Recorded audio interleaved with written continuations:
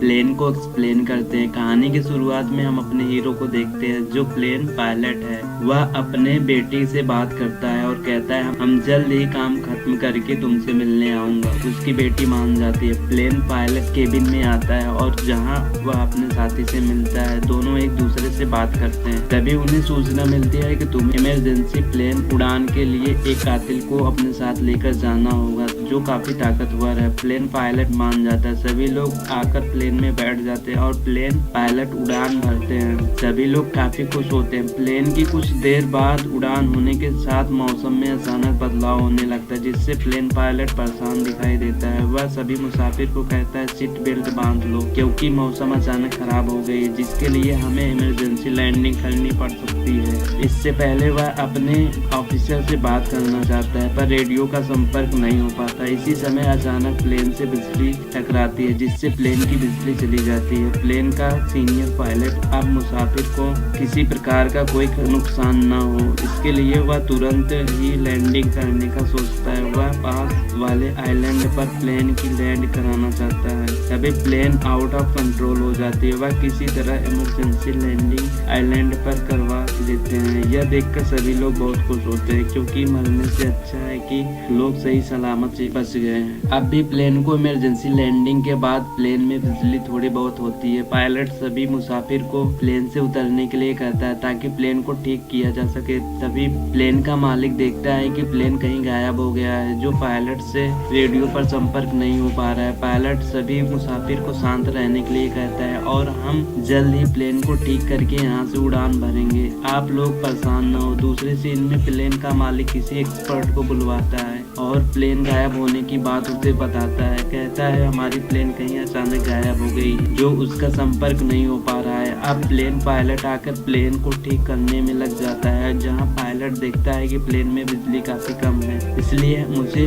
इंतजार नहीं करना होगा। जूनियर पायलट कहता है हम लोग किसी ऐसे आइलैंड पर फंस गए हैं जहां से निकलना मुश्किल है। यहाँ पर एक प्राइवेट आर्मी है जो काफी खतरनाक है। वह कई प्लेन को अगवा कर लिया है और वह सभी ताकतवर गुंडे हैं। अगर हम इनकी नजर में आ जाते हैं तो हमें गवर्नमेंट भी बचा नहीं सकती। इसलिए हमें आइलैंड पर कहीं मदद मिल जाए हमें तुरंत ढूंढना चाहिए। दूसरे सीन में हम एक प्राइवेट आर्मी को देखते हैं जो उनका हेड है। उसे सूचना मिलती है कि आइलैंड पर कोई प्लेन इमरजेंसी लैंड हुआ है। यह सूचना मिलने के बाद अपने सभी आदमी को तैयार होकर वह प्लेन की तरफ बढ़ने लगता है। दूसरे सीन में प्लेन पायलट और उसके साथ टोनी आइलैंड के जंगल में मदद के लिए आगे बढ़ते हैं ताकि आइलैंड पर खतरनाक प्राइवेट आर्मी का मुकाबला करके अपने सभी मुसाफिर को सही सलामत बचा सके। तभी टोनी अचानक गायब हो जाता है। पायलट अचानक टोनी की आवाज न सुनने पर वह पीछे मुड़कर देखता है जहाँ टोनी नहीं दिखाई देता। वह आगे बढ़ता है जहाँ उसे आगे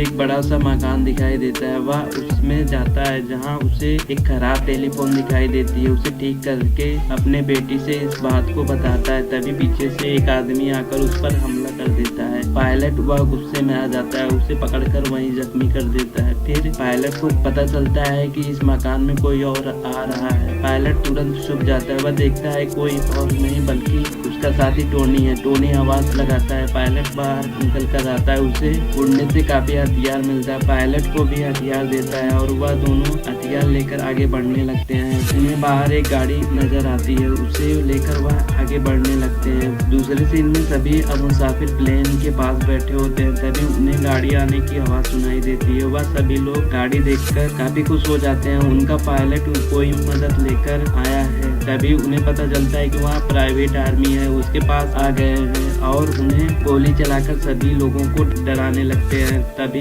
इन गोली की आवाज पायलट और टोनी भी सुन लेते हैं। प्राइवेट हेड जूनियर पायलट से सभी मुसाफिर की लिस्ट मांगता है। प्राइवेट आर्मी सीनियर पायलट के बारे में पूछता है। वह कहता है जंगल में मदद के लिए गए हैं। प्राइवेट आर्मी सभी मुसाफिर को बस में बैठने के लिए वह अपने प्राइवेट जगह पर सभी को ले जाना चाहता है। वह सभी मुसाफिर को लेकर चले जाते हैं। पायलट यह देखकर टोनी पर गुस्सा होता है। वह देखता है प्लेन में 2 प्राइवेट आर्मी है जो उन्हें पकड़ लेता है और पूछता है सभी मुसाफिर को लेकर कहाँ गए हैं। वह कहता है किसी प्राइवेट रूम की तरफ लेकर गए हैं जो यहाँ से काफी दूर है। पायलट की बेटी से प्लेन मालिक को सारी बात पता चल जाता है। प्लेन मालिक तुरंत रेस्क्यू टीम भेजने के लिए कहता है। दूसरे सीन में पायलट और टोनी उस जगह पर पहुंच जाते हैं जहां सभी मुसाफिर को बंदी बनाया गया है। अब तक रेस्क्यू टीम भी अब प्लेन के पास पहुंच गई है। अब एक आदमी अंदर जाकर देखता है जहां उसे पायलट के द्वारा मैसेज को छोड़ा गया है। दूसरे सीट में पायलट और टोनी दोनों मिलकर प्राइवेट आर्मी जो गुंडे हैं उनके 2 आदमी को पीछे से मार देता है और यह लोग आगे बढ़ते हैं। वह देखता है सभी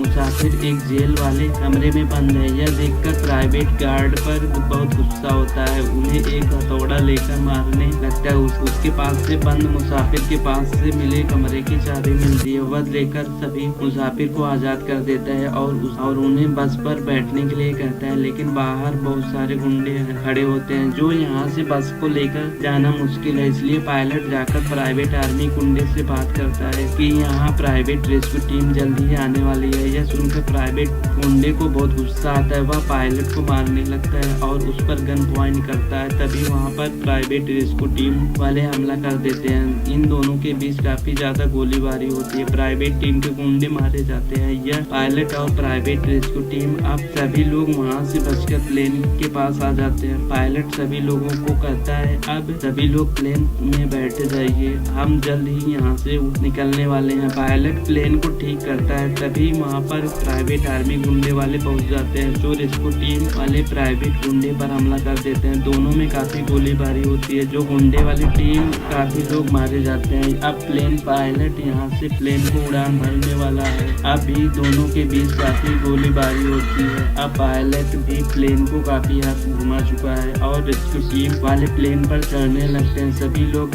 प्लेन में चढ़ जाते हैं, लेकिन टोनी नीचे रह जाता है। वह पैसे से भरा बैग लेकर भागने लगता है। प्राइवेट टीम का गुंडा प्लेन पर हमला करने वाला होता है। तभी टोनी यह सब देख लेता है, उन पर हमला कर देता है। यह सब पायलट देखता है। प्लेन अब उड़ान भर चुका है। प्लेन का मालिक यह सब देख रहा होता है और पायलट को एयरपोर्ट के बारे में बताता है जो यहाँ से काफी करीब में है। पायलट वहाँ ले जाने की सोचता है, लेकिन प्लेन में फिर से कुछ खराबी की वजह से इमरजेंसी लैंडिंग के बारे में पायलट सोचता है। वह ऐसा करने में कामयाब भी हो जाता है। सभी मुसाफिर काफी खुश हो जाते हैं। अब पायलट अपनी बेटी से बात करता है जो उसे यकीन हो जाता है कि अब भी मेरे डैड जिंदा है। और यह मूवी यहीं पर समाप्त हो जाती है।